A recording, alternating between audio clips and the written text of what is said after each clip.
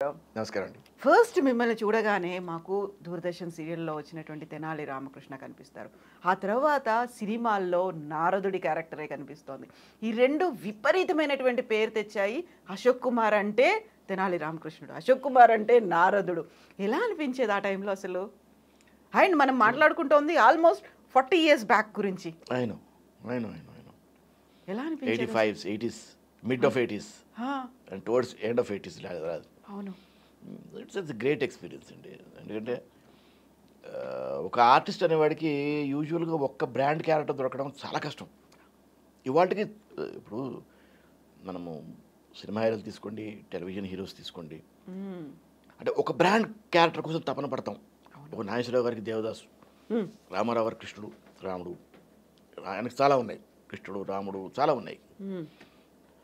So అలాగా ఇప్పుడు నాగార్జున గారికి అన్నమయ్య, ఒక రామదాసు, ఎంత శివ ఉన్నప్పటికీ కూడా ఉన్నాం కదా. అంటే ఒక ఒక బ్రాండ్ క్యారెక్టర్, అంటే ఆ క్యారెక్టర్ రామదాస్ అనే సరే ఆయన గుర్తుకొస్తాడు, రాముడు అనే సరికి రామారావు గారు గుర్తొస్తారు, దేవదాస్ అంటే ఈయన గుర్తొస్తారు. ఇలాంటి క్యారెక్టర్స్ అనేది ప్రతి artist they wish to have a brand character for him. అలాంటిది భగవంతుడు నాకు 2 ఇచ్చాడు, ఒకటి కాదు. అవును కదా. నేను బ్రాండ్ క్యారెక్టర్తోనే వచ్చాడు, బ్రాండ్ అయ్యే లోపలికి వచ్చాను ఇండస్ట్రీలోకి. Then God gave me another character. నారదుడు కూడా తీసుకోమన్నాడు. I'm fortunate to have 2 branded characters with me. ఒకటేమో మనకి టీవీ ఇచ్చింది, ఒకటేమో సినిమా ఇచ్చింది. ఒక విధంగా 2 టీవీ ఇచ్చానమ్మా. నారదుడు కూడా టెలివిజనే ఇచ్చింది నాకు. టెలివిజన్ ఇచ్చి సినిమాకి వెళ్ళాను. అంటే తెనాలి రామకృష్ణ మన సినిమా చేసే ఛాన్స్ దొరకలేదు. ఏమో భగవంతుడు ఈ లైఫ్లో ఇంకో ఇస్తాడు, ఏమో తెలియదు కదా, వి డోంట్ నో. స్టిల్ మనకు ఆరోగ్యం ఇచ్చాడు అంటే ఇంకా ఏదో చేయాల్సి ఉంది, ఇంకా ఉంది. ఏది లేకపోతే ఆటోమేటిక్గా ఏదో ఎక్కడో ఏదో ఎలిమెంట్స్ వచ్చి ఉండేవేమో. This is the time for retirement అనో ఇంకోటో ఉండొచ్చు. నాకు అసలు ఆ థాటే లేదు. Till the end of my life I want to act. Exactly like ANR garu last minute last breath వరకు యాక్ట్ చేస్తూనే ఉండాలి. అండ్ లక్కీగా touch wood I'm healthy. So భగవంతుడు ఇంకా చాలా చెయ్యాలి అని చెప్తున్నాడు. You are there to do something more, not this.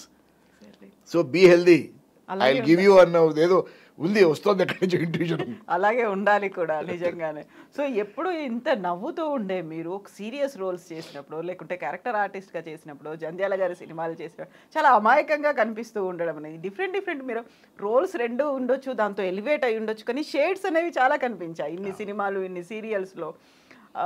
యాక్చువల్గా ఫస్ట్ మిమ్మల్ని చూడగానే అశోక్ కుమార్ గారు అనగానే ఇదే గెటప్, ఇలాగే ఎందుకు కనిపిస్తున్నారు మీరు కొన్నేళ్ల నుంచి? నేను ఒక దాదాపు అరౌండ్ 17-18 yearsగా ఇట్లాగే ఉన్నానమ్మా. ఎందుకలా? ఏమో somehow I felt like that. ఒకసారి ఎప్పుడో తిరుపతికి వెళ్ళినప్పుడు జుట్టు తీసాను, కొన్ని రోజులు జుట్టు తీసాను, మధ్యలో కొన్ని రోజులు ఎక్కడో ఒక సీరియల్ కోసం తీయాల్సి వచ్చింది.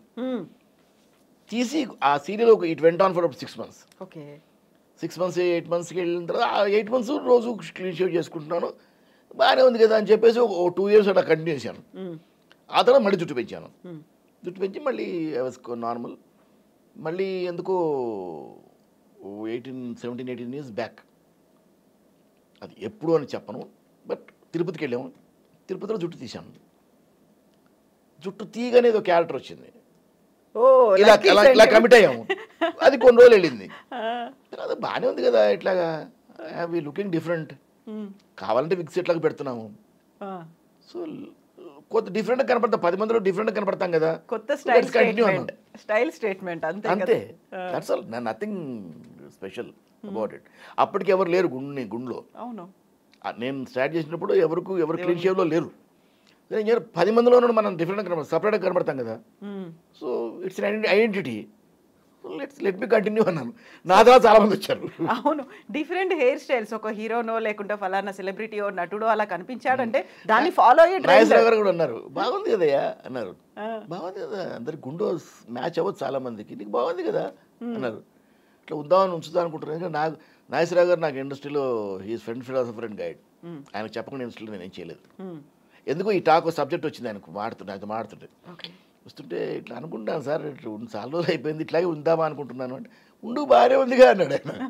ఉండు బాగున్నావు గుండుతో కదా, అలాగే. చక్కగా ఉన్నావు కదా, ఉండు ఇట్లాగే ఉండేమన్నాడు. అంటే అదే ఇట్లా ఉందాం అనుకుంటున్నాను సార్, హెయిర్ టెన్షన్ లేదు, కాకపోతే maintenance is difficult, but still there is no hair tension, there is not. Morning shave చేసుకున్నట్టు అయిపోయింది. ఎందుకు అంటే నో టెన్షన్ లేకుంటే ఇది హ్యాసిల్ ఫ్రీ అని అనిపించింది మీకు? అది అలవాటైపోయింది. జుట్టు ఉంటే ఉండే టెన్షన్ విపరీతం కదా, అది గ్రే హెయిర్ వచ్చింది, డై చేయాలి, అన్నీ ఉంటాయి, hair దీనికి ఏం style. లేదు, లేదు అసలు. Nothing is there. Morning grey hair tension లేదు, డైయింగ్ టెన్షన్ లేదు. చాలా ఈజీయా మెయింటెనెన్స్? It's difficult. ఓ ఎందుకు? It's difficult, you have to maintain it. మన ఫేస్ ఎంత అందంగా మెయింటైన్ చేసుకుంటామో గుడ్ కూడా అంత మెయింటైన్ చేసుకోవాలి.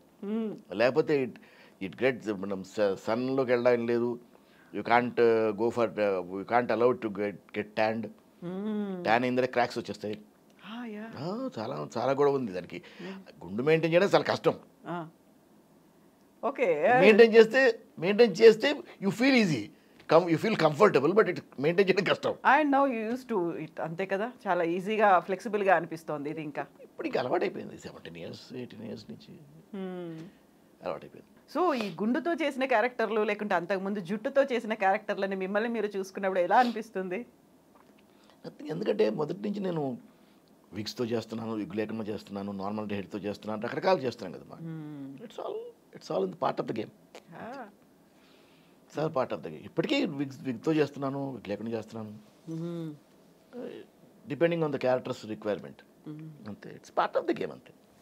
సో ఆల్మోస్ట్ 40 years అంతకు ముందు నుంచి మీరు నాటకాలు, theatre, All India Radio, Doordarshan ఇన్ని చేసి యాక్చువల్గా ఇంట్లో ఎవరికైనా ఆ నటన అనేది ఇంట్రెస్ట్ ఉంది లేకుంటే ఆ దాంట్లో ఉన్నారు అనుకుంటే తప్ప పిల్లలు అంత ఈజీగా రారు. అది కూడా 50 ఏళ్ల కింద అనుకుంటే చాలా చాలా కష్టం కదా. అసలు నాన్నగారు కోపడి ఉంటారు కదా మీరు?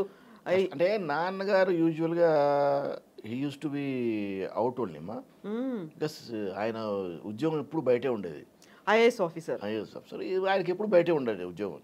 ఆయన ఎప్పుడు హైదరాబాద్లో మాతో పాటు లేరు. మేమంతా మా బామ్మగారి దగ్గర పెరిగాం. She was a different lady, she was a commandant మొత్తం మా ఫ్యామిలీస్కి, అన్ని ఫ్యామిలీస్కి ఆవిడ కమాండర్గా ఉండేది. She was a different character. ఆవిడ దగ్గరే పెరిగాం మేము. That fully discipline. ఆవిడ అసలు ఎక్కడ మనిషి బయట ఉంటేనే స్మెల్ చేసేది, నువ్వేమనుకుంటున్నావు అని, అంత ఇంటెలిజెంట్ లేడీ. సో ఆవిడ దగ్గర పెరిగాం మేము. కమాండర్ అనే పేరు మీరు. అయితే ఆవిడ అందరికీ అసలు మా బంధువర్గం మొత్తంలో టెర్రర్ ఆవిడ అంటే. కడిస్తే భయపడేవాళ్ళు, ఆవిడ రెస్పెక్ట్, చాలా డిఫరెంట్ లేడీ అనుకోండి. ఆవిడ డిఫరెంట్ క్యారెక్టర్. సో ఆవిడతో పెరిగాము. ఆవిడ షీ సపోర్టెడ్ మీ. ఎప్పుడైనా నాటకాలు చేస్తున్నప్పుడు ఫస్ట్ నేను నాటకం వేసినప్పుడు షీ కేమ్ థియేటర్, మా స్కూల్లో నాటకం వేసినప్పుడు స్కూల్కి వచ్చింది ఆవిడ. వచ్చి చూసి షీ లైక్డ్ ఇట్. అందరూ మెచ్చుకుంటున్నారు, అందరూ బ్రహ్మరథం పడుతున్నారు. సో సడన్లీ నాటకేసిన స్కూల్లో స్టార్ అయిపోయాం కదా, హీరోగా చేస్తుంటే స్టార్ అయిపోయాం అక్కడ స్కూల్లో. ఏంటది ఫస్ట్ షో మీరు చేసింది? అది వరుడు దొరికాడు నాటకాలు. చిన్నప్పుడు స్కూల్లో about 7th class 6th class చదువుతున్నప్పుడు అక్కడ స్కూల్ డే ఫంక్షన్లో వేసాం. స్కూల్ డే ఫంక్షన్లో వేసి మా ఎర్రని చంద్రమౌళి గారు మా తెలుగు టీచర్ ఉండేవారు. ఆయన ఫస్ట్ టైం నాకు బొట్టు పెట్టి అసలు నేర్పించి ఫైనల్గా ఆయనే నాకు గురువు అయ్యాడు నాటకాల్లో. And I went to his theatre, ఆయన బ్యానర్కి వెళ్ళి ఆయనతో పాటు నాటకాలు వేసాను. ఇదంతా అయిందా హైదరాబాద్లోనే? అంతా Hyderabad, everything is Hyderabad. Because I hail from here.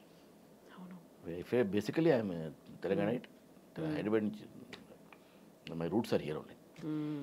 So అక్కడి నుంచి దెన్ ఫస్ట్ డే కాంపిటీషన్స్కి వెళ్ళాం.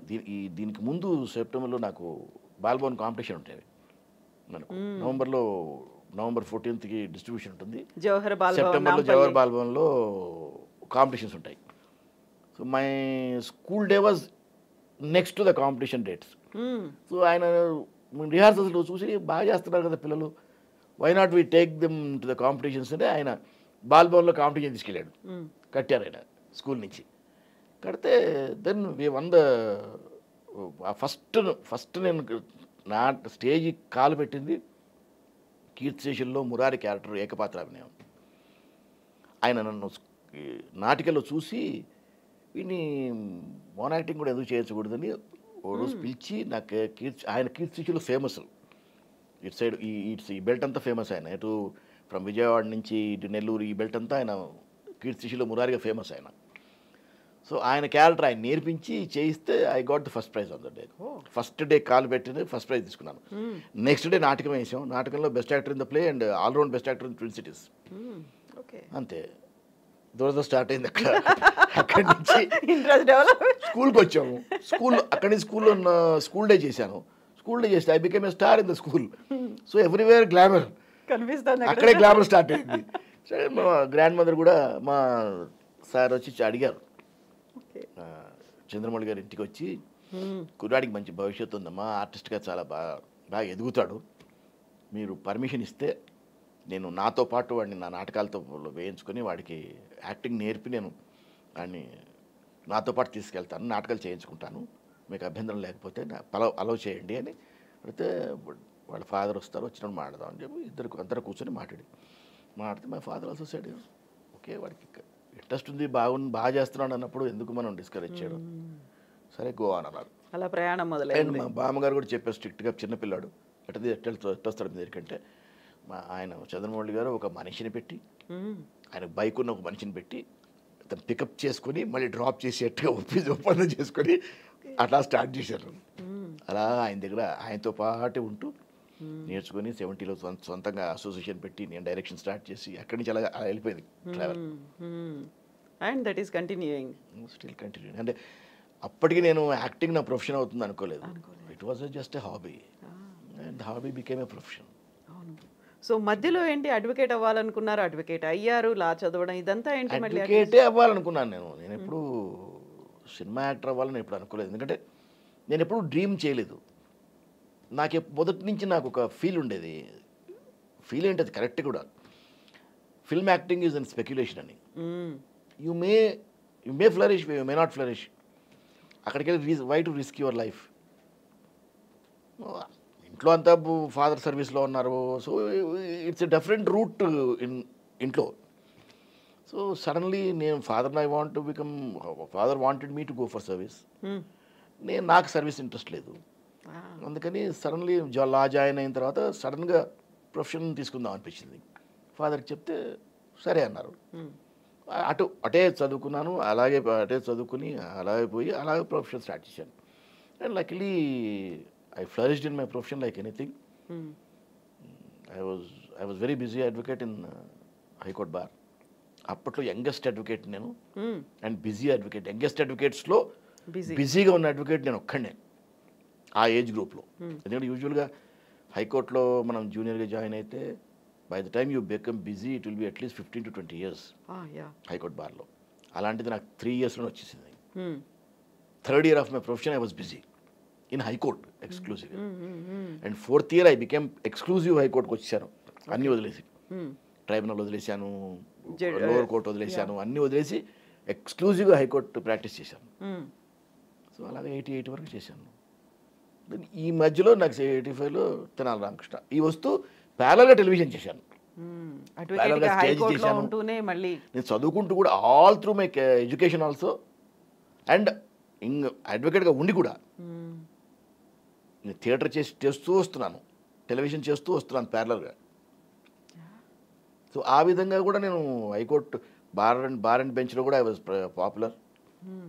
ఆర్టిస్ట్ గ్లోరీ ఎప్పుడు ఉంది నాకు మొదటి నుంచి. ఆ గ్లామర్ ఇలా కంటిన్యూ అవుతూనే ఉంటుంది. And that help me in my profession also. నాకు లా ప్రొఫెషన్లో కూడా చాలా హెల్ప్ చేసింది నాకు to become near to bench. Everybody use to identify me కదా, identity works. And if you have an identity కోర్టులో మిమ్మల్ని గుర్తుపడతారు. ఇఫ్ యూఆర్ డూయింగ్ వెల్, ప్రాక్టీస్లో ఇఫ్ యూఆర్ డూయింగ్ వెల్ ఆటోమేటిక్గా సాఫ్ట్ కార్నర్ వస్తుంది. నేమ్ అండ్ ఫేమ్ అదంతా వస్తుంది కదా. ఐడెంటిటీ అసలు మనకు హైకోర్టులో ఐడెంటిటీ రావడానికి 10 ఏళ్ళు పడుతుంది. అలాంటిది నేను కాలు పెట్టగానే ఐడెంటిటీ వచ్చింది. సో ఐడెంటిటీ ఈజీగా వచ్చేసింది. Then I did better. కోర్టులో ప్రాక్టీస్ బాగా చేస్తుండేసరికి ఆటోమేటిక్గా సాఫ్ట్ కార్నర్ వచ్చింది. So they started encouraging me. So that way I picked up my practice like anything. But ఎందుకు దాన్ని వదిలేస్తారు? ఏది తెనాలి రామకృష్ణతో వదిలేయాల్సి వచ్చింది. బిజీ అయిపోయింది. తెనాలి రామకృష్ణతో I become so busy. Almost morning 6:30కి 6:30కి ఇంటి నుంచి వెళ్ళిపోతే తెల్లవారుజామునే 3:30కి వచ్చేవాడిని. మళ్ళీ 5:30-6కి వెళ్ళిపోయేవాడు ఇంటికి నుంచి. సో 2-3 అవర్స్ పడుకోవడానికి వచ్చేవాడు ఇంటికి. అలాగ 10 దాదాపు 10 ఇయర్స్ చేశాను ప్రాక్టీస్. అట్లా 7 ఇయర్స్ చేశాను. అంత బిజీ షెడ్యూల్స్లో కూడా. సో అంత బిజీ షెడ్యూల్స్లో కోర్టుకి ఎక్కడికి వెళ్తాను నేను? అవును. నేను almost 20 days to 22 days I was in sets, on sets ఉండేవాడిని నేను. మిగతా టైంలో డబ్బింగ్ లెవెల్ చెప్పుకుంటుండేవాడిని. ఎక్కడ ఇప్పుడు వెళ్ళడం కోర్టుకి? అక్కడికి గ్యాప్లో ఎప్పుడన్నా ఉంటే 10 రోజులు గ్యాప్ ఉన్నా 4 రోజులు గ్యాప్ ఉన్నా కోర్టుకి వెళ్ళేవాడిని. అని కోర్టులో అన్ని డిస్మిస్ అవ్వడం మొదలెట్టాయి. ఎక్స్పార్టీలు డిస్మిస్లు అవుతున్నాయి. Then I said I have to take a decision అనుకుని అప్పుడు మిసెస్తో డిస్కస్ చేసి, ఇంట్లో డిస్కస్ చేసి, అప్పుడు పీక్ స్టార్డమ్స్ కదమ్మా. I was a super star. అప్పుడు ఎవరు నో అనడానికి ఛాన్సే లేదు. అంత స్టార్డమ్తో ఎవరు కాదన్నారు కదా. నేను కూడా మనం నిలబడగలమో లేదో అని ఇటువైపు రాలేదు. అంతే తప్ప నిలబడినప్పుడు you have to take it up. అంతే you have to take it. The situation was such, you have to take it. ఒక భగవంతుడు మీకు గ్లోరీ ఇస్తున్నప్పుడు అది తీసుకోకపోవడం foolishness. Exactly. That's how I took it. అందులో అశోక్ కుమార్ గారు చాలా అగ్రెసివ్గా ఉండేవాళ్ళు, చాలా మొండిగా గట్టిగా ఉండేవాళ్ళు అనేది ఎలా మారారు ఇంత సాఫ్ట్గా మళ్ళీ? సాఫ్ట్గా ఏముందమ్మా, I'm stubborn. Any day I'm stubborn. ఒక డెసిషన్ తీసుకుంటే ఐఎమ్ స్టబర్న్. ఒక మాట అన్నానంటే I'm stubborn on that. Even today I'm that. Personally I'm soft. Any day I'm it's like this only. In decisions and when my profession comes, I am stubborn on my voice. My voice is very strong.